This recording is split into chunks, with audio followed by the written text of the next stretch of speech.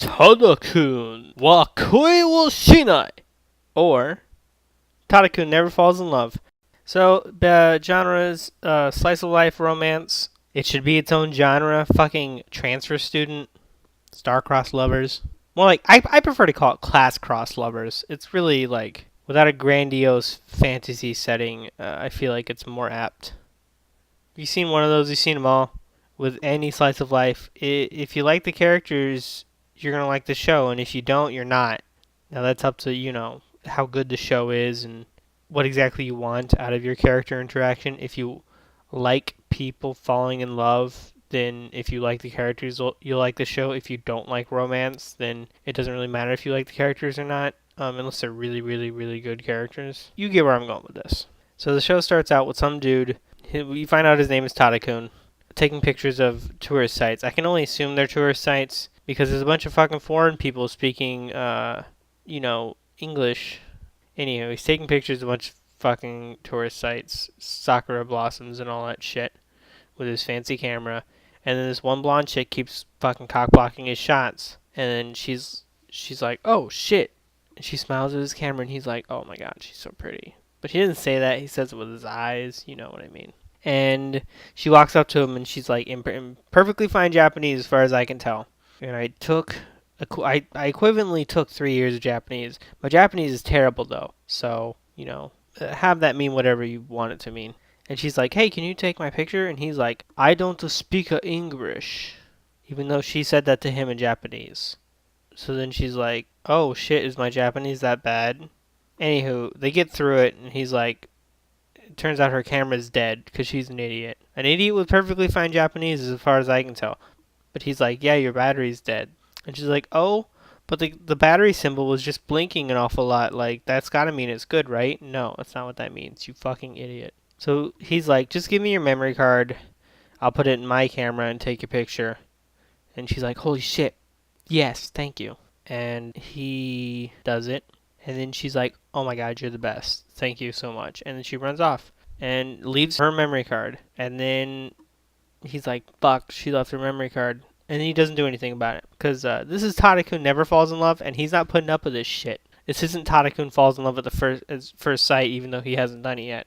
So they keep serendipitously running into each other. You find out later that she's a fucking weeb. Maybe not an anime weeb, but she's a fucking Japan weeb. Fucking loves the Rainbow Shogun, some Japanese feudal era drama about social reform. Yeah, so eventually he finds her there and they part ways again. And then it starts raining and she's under like a bus stop and she doesn't know how to get home. And he finds her there again and he takes him to her grandpa's house, or takes her to his grandpa's house. And everybody in the grandpa's house, which has magically turned into a shop because I totally misspoke, thinks that she's the cutest thing ever, because of course they do. But everybody knows that bitch got the yellow fever for our man Tadakun. You could see it. You could see it in her big, beautiful blue-green eyes. They are a very nice color. So yeah, she goes to the shop, and of course she's soaking wet, and then Tadakun's got a sister because, how else would the main female get new clothes? So she gets new clothes, and while she's changing, right before she changes, Tadakun's idiot, overactive friend comes in, Ijuin. He's like, holy shit, you're fucking gorgeous. And then she goes and gets new clothes. And then when she comes back, he starts hitting on her.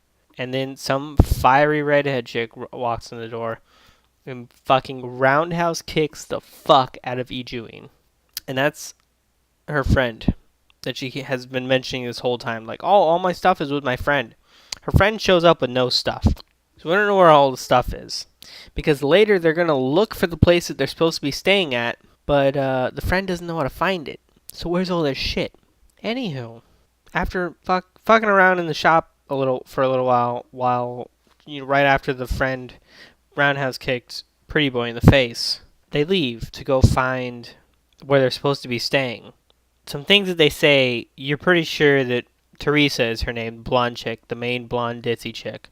Teresa and her redhead friend Alec. You're pretty sure Teresa is royalty and Alec is her bodyguard. And they spend all this time looking for the place and they can't find it, so they find their way back to the coffee shop to get directions. Turns out the fucking place they're staying is literally right next door.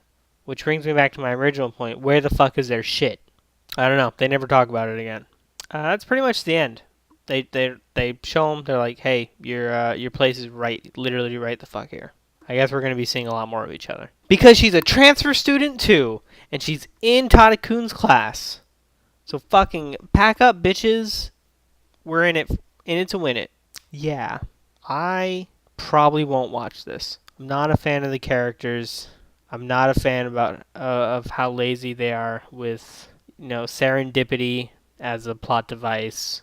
With how she kept saying that her friend had all of her stuff, and then they just ignore it, and it's just magically whatever. It's in the room that they couldn't find now. Who cares? I don't want to have to keep ignoring things just to see a love story, especially when I can watch a better love story and not have to ignore things to enjoy it. Like last season's After the Rain, or the season before that, Netju Susume. So yeah, I'm not gonna watch this one. If it turns out to be good, who cares? There are plenty of more anime. If you do like the characters, give it a shot. If you can ignore that uses serendipity as a main plot device, and fate and all that stuff, then go for it.